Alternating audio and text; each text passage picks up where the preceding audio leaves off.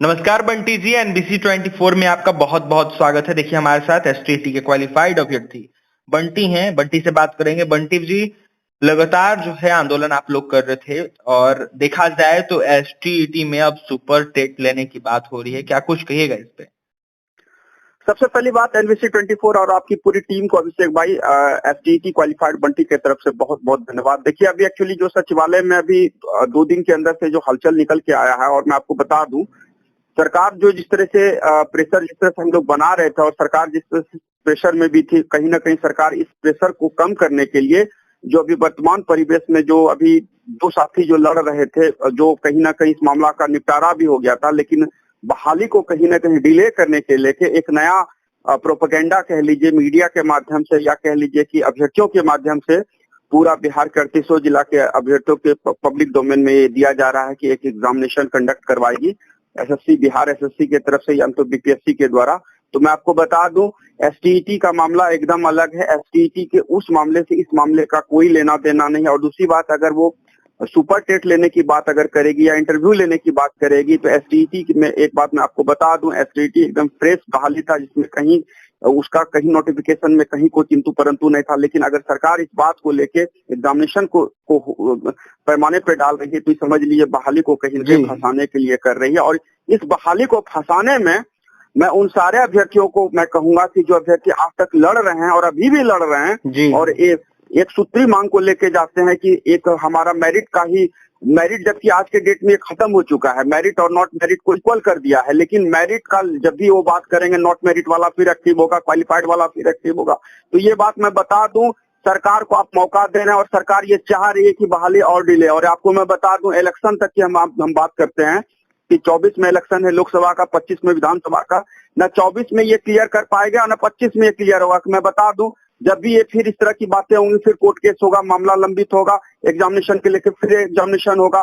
तो ये बात बता दी, उन सारे अभ्यर्थियों के दिमाग में इस बात को माइंडसेट में ग्रहण करने लेना चाहिए कि इस सरकार की मंशा क्लियर नहीं है, बहाली को फंसाने की मंशा है। और आप जिस तरह से बराबर जाके सचिवालय में एक सिंगल सूत्रीय मांग रखते हैं और अपना हित की बात करते हैं, तो बहाली फंसेगी निश्चित तौर पर अभिषेक भाई। और आपको मैं बता दूं, सीटेट बिटेट वाले भी लगातार लड़ रहे हैं, लेकिन उसमें देखिए कहीं कोई अंतर कलह नहीं है। लेकिन हमारे खेमे में जिस तरह से गुटबाजी जो चरम पे है, और इसी का दुष्परिणाम है कि आज एसटीईटी हाथ पे खड़ा है, बैकफुट पे खड़ा है। और इसका परिणाम है जो कुछ लोग लड़ भी रहे थे, तो वो अपना उल्लू सीधा करके अपना रोटी अपना नौकरी में जाके वो इसको इस चीज को ठंडे बस्ते में डाल दिया है। जी अभिषेक भाई बोलिए।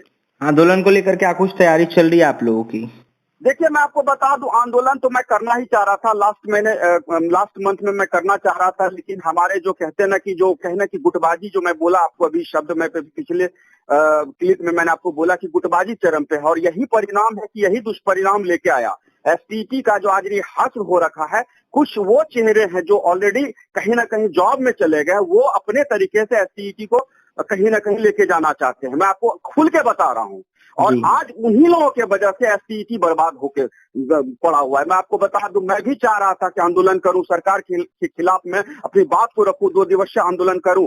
लेकिन यहाँ पे कुछ नॉन चेहरे हैं जो चाहते हैं कि एसटीईटी में जो हमने किया बस वहीं तक रहे। और इसी का दुष्परिणाम है कि सरकार को मौका मिलेगा, और सरकार इस तरह से चाह भी रही कि ये लोग आपस में लड़ते रहे बहाली, और 24 क्या 25 क्या, मुझे लगता है 30 तक में भी क्लियर नहीं होगा। और आपको मैं बता दूं, मेरी आवाज को कहीं ना कहीं सरकार ने जो रोका, हमारे साथियों में भी कुछ ऐसे साथी हैं जो हमारी आवाज को दबाने का काम किए। लेकिन मैं आपको बता दूं, मैं इन चीजों से परे हूं। मैं लड़ाई के लेके जहां तक होगा, जिस तरह का होगा, मैं सपोर्ट करूंगा। मैं और अभिषेक जी, मैं एक बात बता दूं, जो भी साथी चाहते हैं कि हम अपनी ही चीजों को सिर्फ सर्वोपरि हित को रख के अपना लड़ाई रखें, तो मैं आपको बता दूं, एसटीईटी में कभी भी किसी भी साथी का भला नहीं होगा।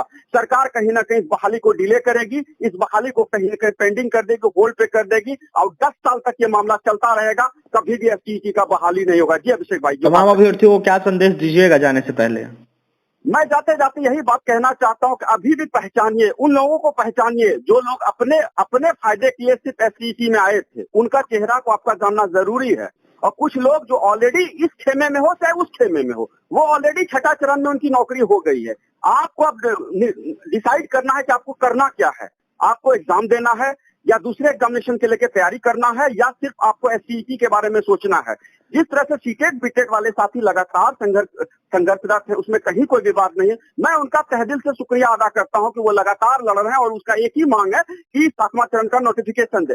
मैं उन सारे साथियों को भी मैं कहना चाहूंगा, एसटीईटी में जो हमको सुनते रहे, हमको फॉलो करते रहे, तो मैं आपको बता दूं, आपके कुछ साथी आपको कहीं के तोड़ने का काम अभी भी कर रहे हैं। वो सचिवालय के जाने के नाम पे तोड़ने का काम कर रहे हैं। सरकार में जाके मिलते हैं, वो अपनी बात करते हैं, आपकी बात नहीं करते हैं। मैं उन सारे साथियों से मैं क्लियर फ्लैश कह के कहना चाह रहा हूं कि अभी पहचानिए, अपनी ऊर्जा को पहचानिए, अपनी ताकत को पहचानिए और एक संगठित शक्ति के साथ लड़ाई लड़िए, तभी जाके आपकी विजय होगी। नहीं तो जिस तरह से शिक्षक बहाली के मामले में हमेशा आप देखेंगे चंदा की भी बात उठी और हमेशा कहीं न कहीं यही चंदा को लेके कई बार विवाद भी हुआ। मैं आपको बता आज इसलिए कि मैं ये बात बोल रहा हूँ क्योंकि जिस तरह से हमको भी रोका गया, मैं नवंबर माह में आंदोलन करना चाह रहा था, लेकिन कुछ हमारे नॉन चेहरे, मैं नाम नहीं लूंगा यहाँ पे, उनको पता चल जाएगा जब ये मेरा ऑडियो क्लिप जब वो सुनेंगे तो उनको पता लग जाएगा कि मैं कहना क्या चाह रहा हूँ। तो अभी भी मौका है उन सारे साथियों को एकजुट होकर एक ताकत के साथ एक प्लेटफॉर्म पे आने की। अगर इस तरह से आपस में लड़ते रहेंगे, सरकार क्या इस बहाली को सुपर टेक क्या हो सकता है, इंटरव्यू क्या, फिर एक नया शगुफा छोड़े, एक नया प्रक्रिया में एक बहाली लेगा। इसलिए अभी भी उन सारे एस्टेट क्वालिफाइड बंदों से हमको कहना है, साथियों से कहना है, अपने आप को पहचानिए, अपनी ताकत को पहचानिए और उनका बहिष्कार कीजिए जो एसटीईटी में सिर्फ और सिर्फ अपना मकसद को सामने आते हैं। बिल्कुल भाई, तो आपने सुना हमारे साथ बंटी थे, एसटीईटी के क्वालिफाइड अभ्यर्थी है। बंटी का यह साफ कहना है कि सरकार बहाली को फंसाना चाहती है, तमाम अभ्यर्थियों को एक साथ रहना होगा।